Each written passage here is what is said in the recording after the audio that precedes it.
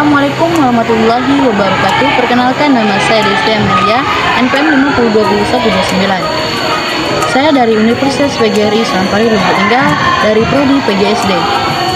Di sini saya berada di SD Lubuk Nin dan saya akan mewawancara salah satu guru kelas di desa. Selamat pagi, Izin wawancara ya Bu. ya.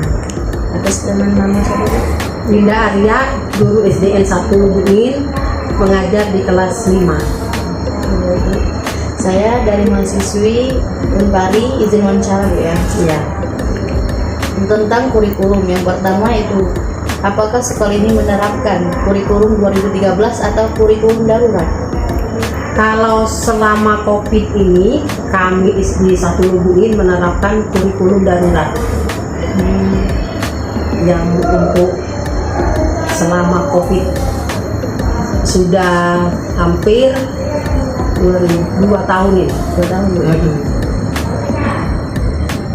Yang kedua, apakah harapan sekolah dengan melaksanakan kurikulum 2013 atau kurikulum darurat?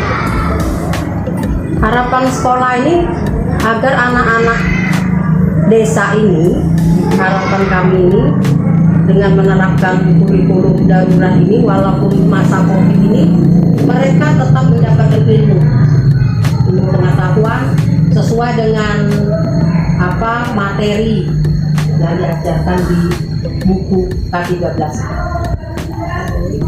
Yang ketiga, apakah kurikulum 2013 atau kurikulum darurat itu sesuai dengan kebutuhan siswa atau pembelajaran? Seperti apa contohnya? Kalau kurikulum darurat ini sesuai dengan kebutuhan siswa, karena pada masa pandemi ini jam mengajar kami ini dibatasi. Ada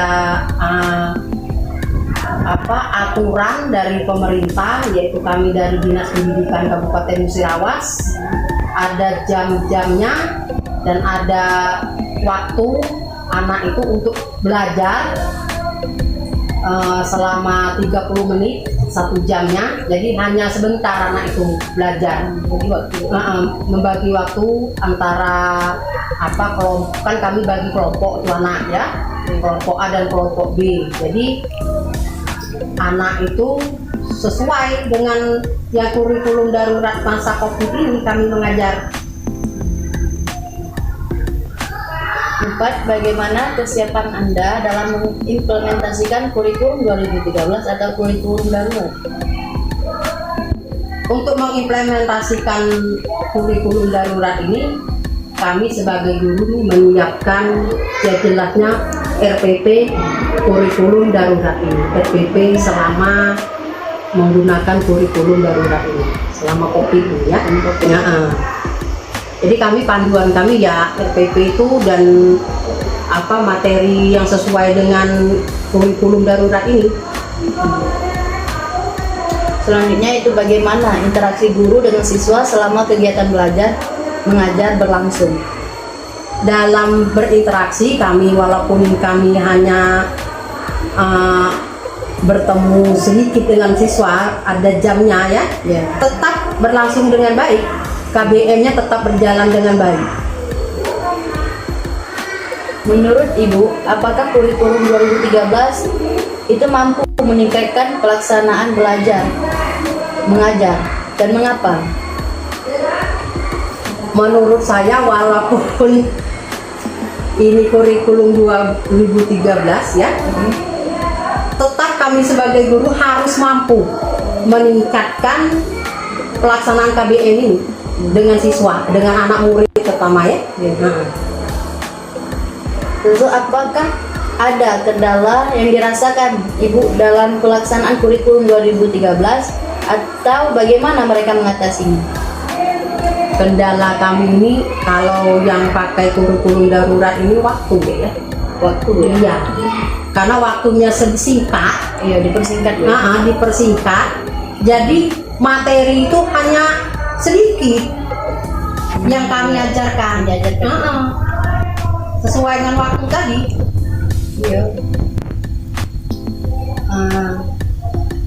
Selanjutnya, apakah sebelum mengajar Ibu mempersiapkan program tahunan, semester, mingguan, dan harian. Ya jelas itu deh, karena kami sebagai guru ini sebelum kami mengajar, kami ini ada administrasi ya. Kami sebagai guru, apalagi nanti adik kalau sudah selesai kan, adik jadi guru nanti merasakan juga nih. Ya, kami jadi guru ini harus ada punya program, apa baik program semester, program tahunan atau rincian minggu efektif. Dari program-program dan rincian itulah nanti kita kembangkan dalam pelaksanaan pembelajaran. Itu gunanya. Terus apa yang Ibu ketahui tentang silabus dan RPP? Silabus itu bagian dari perencanaan kita, tapi hanya beberapa bagian. Kalau RPP itu perencanaan kita dari identitas, mulai apa indikatornya, tujuannya dan semuanya ada lengkap di RPP. Tapi sekarang di kurikulum kurikulum khusus ini hanya satu lembar sekarang. Iya, RPP-nya. Jadi hanya poin-poinnya saja. Jadi yang untuk materi itu dikembangkan sendiri oleh kami sebagai guru. Dituntut untuk mengembangkan. Iya, kita sebagai guru ini harus pintar-pintar mengembangkan materi ini supaya anak ini mendapatkan ilmu pengetahuan ini dengan baik. Terus apakah manfaat dari silabus dan RPP yang Anda buat, Bu? Sangat bermanfaat untuk guru. Itu kan perencanaan, apalagi RPP itu. Di RPP itu kita apa yang ingin kita kerjakan sudah tertuang di dalam RPP. Jadi waktu kita membuat RPP, oh ini yang akan saya lakukan untuk mengajar ke depan. Itu. Sebenarnya bagaimana kesiapan silabus dan PP sebelum proses pembelajaran? Bagaimana kesiapan silabus dan RPP sebelum proses pembelajaran? Sebelum proses pembelajaran, RPP itu dibuat sebelumnya. Harus kita buat sebelumnya, sebelum kita melaksanakan KBM itu. Jadi sudah siap RPP. Di dalam RPP itu kan sudah ada semua yang ingin kita ajarkan, termasuk media yang kita gunakan. Bisa kita menggunakan media di dalam RPP, dan silabus itu sudah tertuang. Semuanya sudah, baik evaluasi di situ semuanya ada. Terus apakah Ibu itu membuat silabus dan RPP sendiri atau hanya mengutip kemudian dikembangkan sendiri dengan kondisi sekolah, atau silabus dibahas dalam KKG atau gugus kemudian di sekolah dan disesuaikan dengan kondisi peserta didik Ibu? Kalau RPP itu, kalau untuk identitas semua itu kami mengacu kepada yang RPP yang selama ini ya. Tapi untuk isi KBM-nya pada kegiatan kami sendiri mengembangkannya. Iya.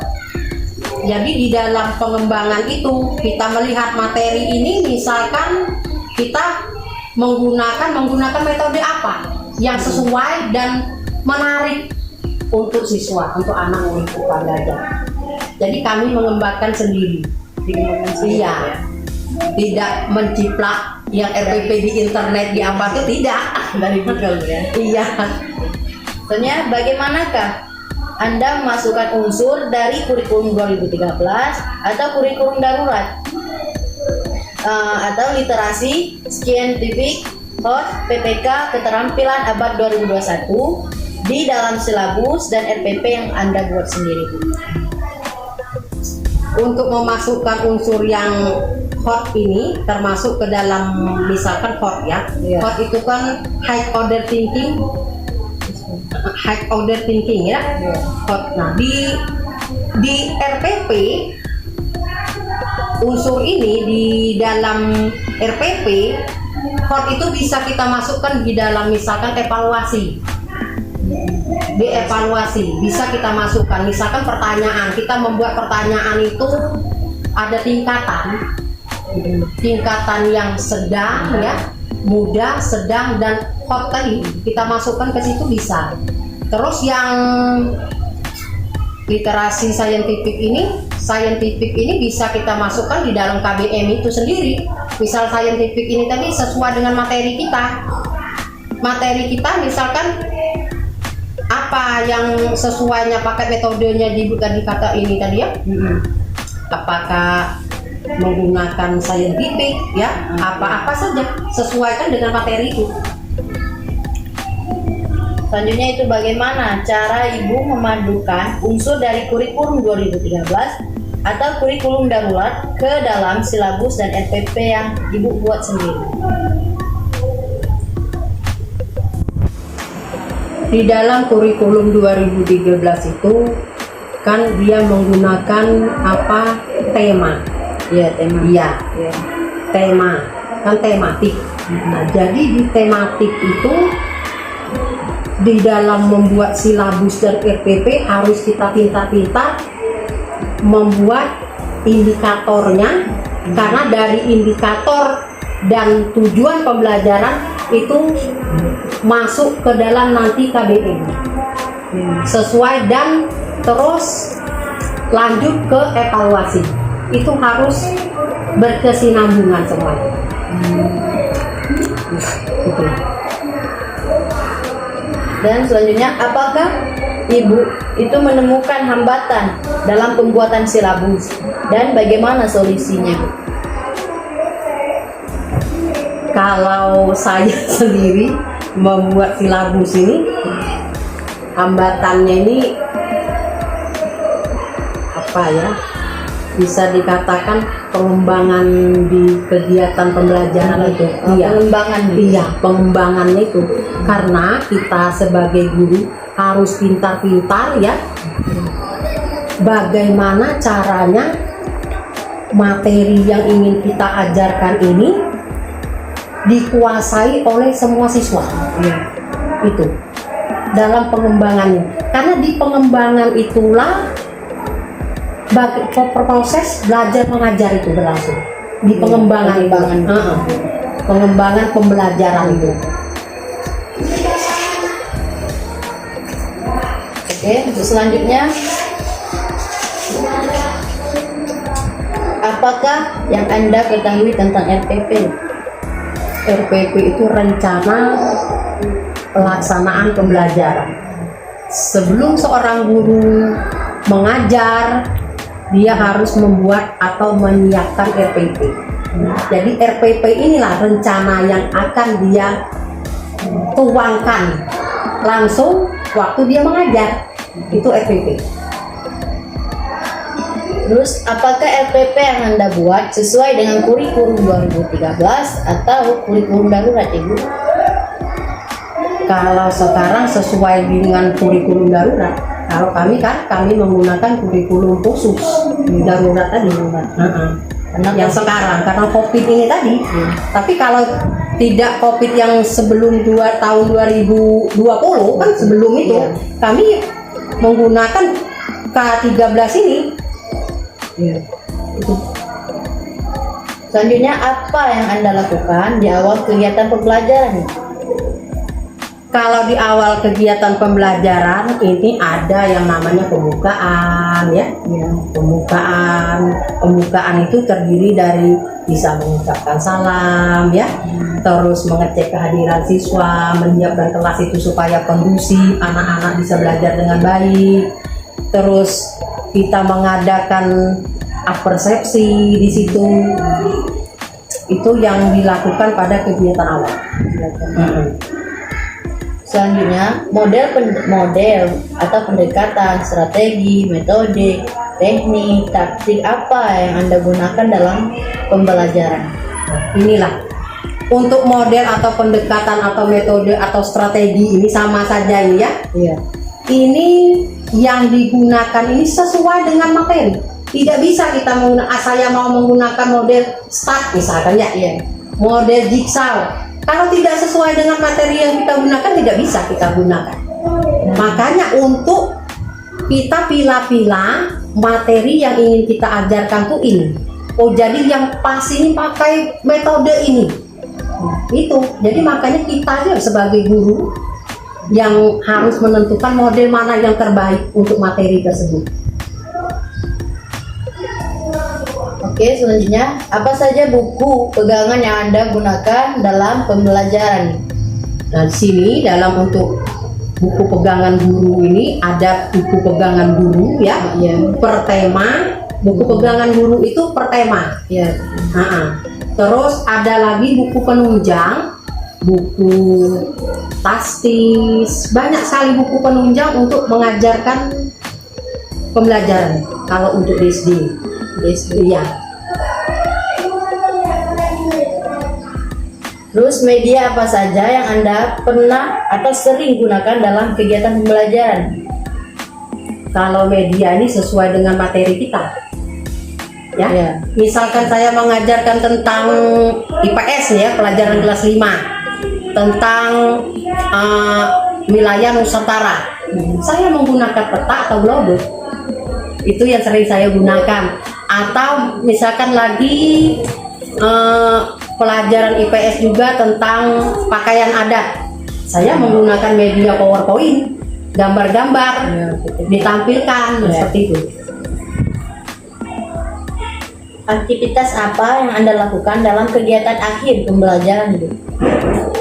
Dalam kegiatan akhir itu memberikan evaluasi. Setelah evaluasi itu, anak-anak menyimpulkan materi yang telah diajarkan. Setelah menyimpulkan materi yang diajarkan, kita feedback. Feedback itu umpan balik yang telah dia kerjakan.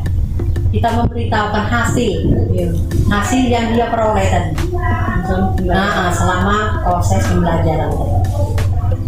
Baik. Model penilaian apa yang Anda gunakan dalam pembelajaran? Itu memberi tugas, proyek, remedi, dan pengayaan. Seperti apa itu? Kalau model penilaian ini banyak sekali ya.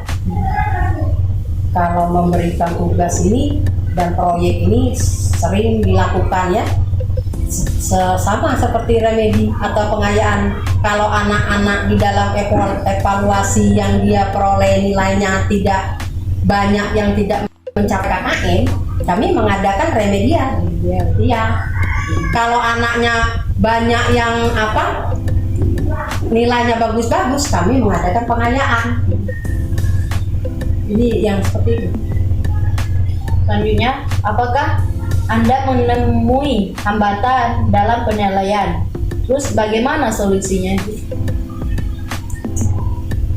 Untuk yang hambatan dalam penilaian ini, kalau saya ini pribadi saya sendiri ya, kalau saya tidak ada hambatan dalam penilaian, karena pada perencanaannya sudah kita tulis dengan matang di dalam PRPP.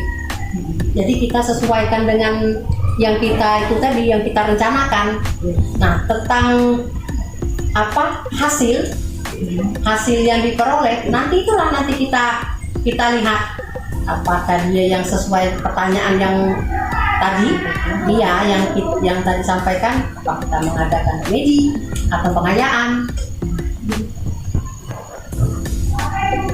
Terus kapan saja Anda melakukan penilaian pada siswa? Penilaian itu bisa kita lakukan.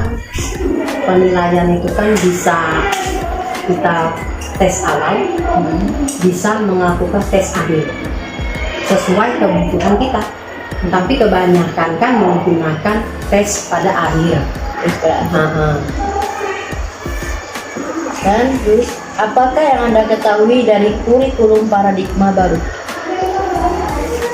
Kalau kurikulum paradigma baru ya,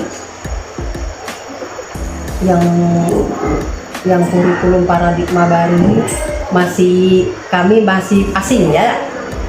Iya, karena kami sekarang ini masih pakai kurikulum K13 ini dan kurikulum khusus ini. Iya, Kurikulum darurat tadi itu. Jadi untuk yang misalkan mengikuti pelatihan tentang kurikulum paradigma baru ini kami nanti kalau misalkan diterapkan kurikulum paradigma baru, mungkin ada nanti pelatihan atau sosialisasi, biasanya seperti itu.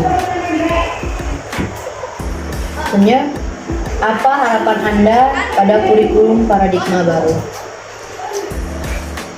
kurikulum ini kalau dia kita lihat lebih baik ya, lebih baik dari kurikulum sebelumnya ini harus kita terapkan, tidak ya seperti itu. Jadi harapan kami kalau kurikulum ini sebaiknya itu lebih baik tidak dari kurikulum sebelumnya. Sudah. Baik, terima kasih atas waktunya Ibu